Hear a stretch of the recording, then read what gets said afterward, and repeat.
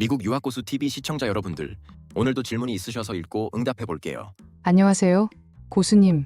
저는 가정주부이자 대학원생입니다. 저는 미국 갈 영어 실력이 안 돼서 미국 박사를 가고 싶지만 한국에서 사이버 대학 석사를 다니는 가정주부입니다. 그런데 학교에서 첫 학기라 입학과 동시에 지도교수 선정을 임의로 해줬는데 너무 저랑 안 맞아서 바꾸려고 하는데 교수님들이 매우 유교적이고 권위적이어서 이런 민감한 이야기하기 너무 힘듭니다. 또 과가 최근 특수대학원에서 일반 대학원으로 바뀌면서 과사 직원들이 정신없는 것 같고 지도교수님 선정을 대충 해주는 것 같은데 미국에서는 이런 경우 유학생들은 똑똑해서 잘 헤쳐나갈 것 같은데 미국 유학생들은 이런 상황을 어떻게 헤쳐나가나요? 이렇게 질문해 주셨습니다. 응답해 볼게요. 안녕하세요 여러분. 오늘은 구독자분께서 보내주신 고민을 함께 나눠보려고 합니다. 이분은 미국 박사 과정을 꿈꾸시지만 영어 실력 때문에 고민 중이신 한국의 사이버 대학 석사 과정에 재학 중인 가정주부세요. 그런데 학교에서 임의로 배정된 지도교수님과 잘 맞지 않아 변경을 고민 중이신데 교수님들이 유교적이고 권위적이라 이런 민감한 이야기를 꺼내는 게 너무 어렵다고 하셨어요. 또 과가 특수대학원에서 일반 대학원으로 전환되면서 과사무실도 혼란스러운 상황이라 지도교수 선정이 대충 이뤄진 것 같다고 하시네요. 자, 이런 상황에서 어떻게 해야 할까요? 먼저 한국 대학원에서는 지도교수 변경이 매우 민감한 사안이라는 걸 꼭 기억해야 합니다. 교수님들 사이에서는 지도교수를 바꾸는 걸 일종의 배신으로 받아들일 수도 있거든요. 그래서 신중한 접근이 필요합니다. 제 친구 중에 저와 한국에서 절친이었던 친구가 있어요. 그는 한국의 유명한 S대에서 컴퓨터공학 박사 과정을 밟던 친구였어요. 열심히 공부하던 중에 연구 방향이 지도교수님과 잘 맞지 않아서 새로운 지도교수를 찾아보려고 했던 거죠. 그런데 그게 문제가 됐습니다. 지도교수님께서 너 이런 식으로 날 배신하면 이 바닥에서 2번 다시 얼굴 못 볼 줄 알아 라고 말씀하신 거예요. 그 말을 듣고 제 친구는 정말 큰 충격을 받았어요. 그동안 쌓아온 시간과 노력들이 한순간에 무너지는 느낌이었죠. 결국 박사 과정을 포기하고 석사 학위만 받고 학교를 떠났습니다. 다행히 취업은 잘했지만 그때의 상처는 오래도록 마음에 남았다고 해요. 여러분, 이런 상황이 얼마나 힘들지 상상 가시죠? 대학원 과정은 이미 힘든데 이런 압박감까지 받으면 정말 버티기 어려워요. 하지만 이런 경험을 통해 우리가 배울 수 있는 건 절대 혼자서 감당하려 하지 말라는 거예요. 도움을 요청하고 나를 지지해줄 사람을 찾는 게 정말 중요해요. 혹시 지금 비슷한 상황에 처해 있거나 학업이나 유학 생활로 지쳐 있다면 꼭 기억하세요. 여러분은 혼자가 아닙니다. 세상에는 수많은 기회가 있고 지금의 어려움이 여러분의 미래를 결정짓지 않아요. 제가 조언을 드려볼게요. 1. 먼저 바꾸고 싶은 교수님께 정중히 연락드려서 상황을 설명하고 새로운 지도학생으로 받아주실 수 있는지 허락을 구하세요. 둘째, 허락을 받으셨다면 현재 지도교수님께도 정중히 말씀드려야 합니다.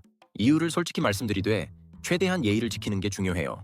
순서상 현재 지도교수에게는 먼저 말하지 않아야 합니다. 한국 지도교수들이 학생들이 들어오지 않아서 제 코가 석자인 경우가 많아서 자기 학생이 자신을 떠나려고 하면 무조건 방어적으로 저쪽 교수가 안 받아줄 거라고 가스라이팅하고 자기 방어할 경우가 많기 때문이에요. 저쪽 교수가 받아준다고 하는 확답을 받아야 지금 교수와 딜하기에 유리한 위치에 놓입니다. 명분이 생겼기 때문에 놔줄 수밖에 없습니다. 3. 그리고 과사무실의 규정을 꼼꼼히 확인하세요. 학칙에 따라 절차를 잘 지키는 것이 중요하니까요. 정상적인 학교라면 현재 교수와 옮기려는 교수 2명의 허락이 있으면 과사무실에서 지도교수를 쉽게 옮겨줄 수 있어야 정상적인 학교입니다. 미국 대학원에서는 이런 문제가 상대적으로 덜 민감해요.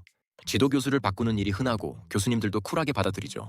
미국 유학생들은 이런 상황에서 스스로 논문을 찾아 읽고 연구실을 직접 돌아다니며 자신에게 맞는 최고의 교수를 찾아갑니다. 정말 자기 주도적이에요. 반면에 국내 사이버 대학에서는 이런 상황이 더 어렵게 느껴질 수 있어요. 교수님들과의 거리감도 있고 동료 학생들 역시 비슷한 고민을 안고 있죠. 그래서 대학원생들만 이용하는 원호의 단톡방에서 학교 시스템이나 교수님을 원망하는 대화가 많아질 수 있어요. 하지만 여러분, 절대 이런 부정적인 분위기에 휩쓸리지 마세요. 남을 원망하는 데 시간을 쓰는 대신 자신의 미래를 설계하는 데 집중해야 합니다. 여러분이 성공하고 싶다면 주변에서 실패를 걱정하는 사람들의 목소리에 귀를 기울이지 말고 이미 성공한 사람들의 조언을 들으세요. 실제로 성공한 사람들은 언제나 자기주도적으로 문제를 해결하고 더 나은 길을 찾아갑니다. 저 역시 유학 생활을 하면서 수많은 어려움을 겪었지만 항상 나보다 앞서간 사람들의 조언을 듣고 성장할 수 있었어요. 사이버 대학에 다닌다고 해서 불리하다고 생각하지 마세요.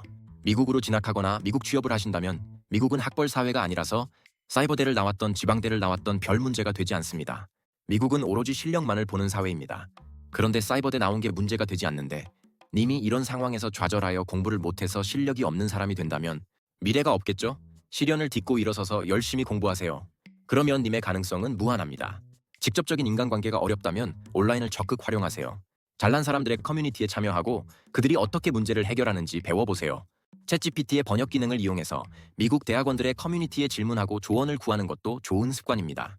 이제 인공지능 번역 서비스와 인터넷의 발전으로 인해 영어가 더 이상 해외 사람들과 통신하는데 벽이 되지 않아요. 비슷한 고민을 하는 사람들과만 어울리면 성장하기 어렵습니다. 더 나은 길을 찾으세요. 여러분 누구나 어려운 시기를 겪습니다. 하지만 그 순간을 어떻게 헤쳐나가느냐에 따라 미래가 달라질 거예요. 포기하지 말고 스스로의 가능성을 믿으세요. 그리고 박사과정은 꼭 미국으로 가세요.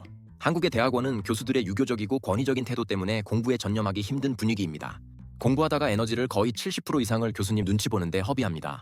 반면 미국의 대학원은 오로지 공부만 할 수 있는 분위기입니다. 님의 미국 박사 도전은 꼭 성공하시기를 바랍니다.